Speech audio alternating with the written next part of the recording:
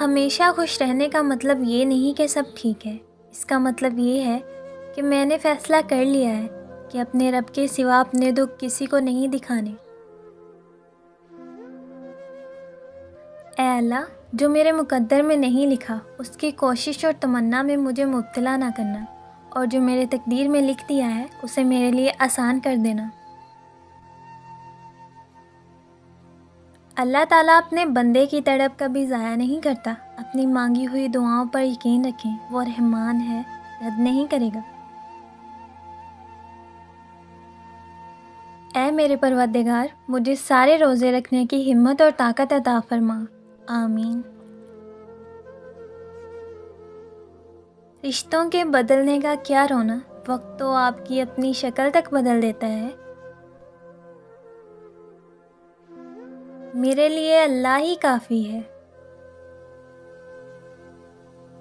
یا اللہ پاک، جب میں مایوس ہو جاؤں تو میری مدد فرما، کیونکہ میری زندگی کے بارے میں تیرے فیصلے میری خواہشوں سے بہتر ہیں۔ اگر انسان سے سجدوں کی توفیق چھین لی جائے تو سمجھ جاؤ خدا ناراض ہے۔ نیند سے اٹھ کر فجر کی نماز وہی پڑھتے ہیں جو اللہ سے محبت کرتے ہیں۔ پریشان ہو؟ یقیناً تم نے نماز اور قرآن چھوڑ رکھا ہے۔ مشکل وقت میں ہمیشہ دعا مانگو۔ جہاں انسان کا حوصلہ ختم ہوتا ہے وہاں سے اللہ پاک کی رحمت شروع ہوتی ہے۔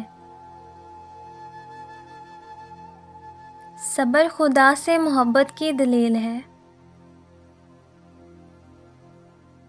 اے ایمان والو، جب جمعہ کے دن نماز کے لیے اذان دی جائے تو ذکر الہی کی طرف لپکو اور خرید و فروخت چھوڑ دو، تمہارے لیے یہی بہتر ہے اگر تم علم رکھتے ہو۔ نماز تب سکون دیتی ہے جب تم سکون سے پڑھو۔ کتنی بدقسمتی ہے نا، آپ فجر تک جاگتے رہیں لیکن فجر پڑھے بنا سو جائیں۔ کامیابی چاہیے تو دن کا آغاز فجر کی نماز اور قرآن پاک کی تلاوت سے کریں۔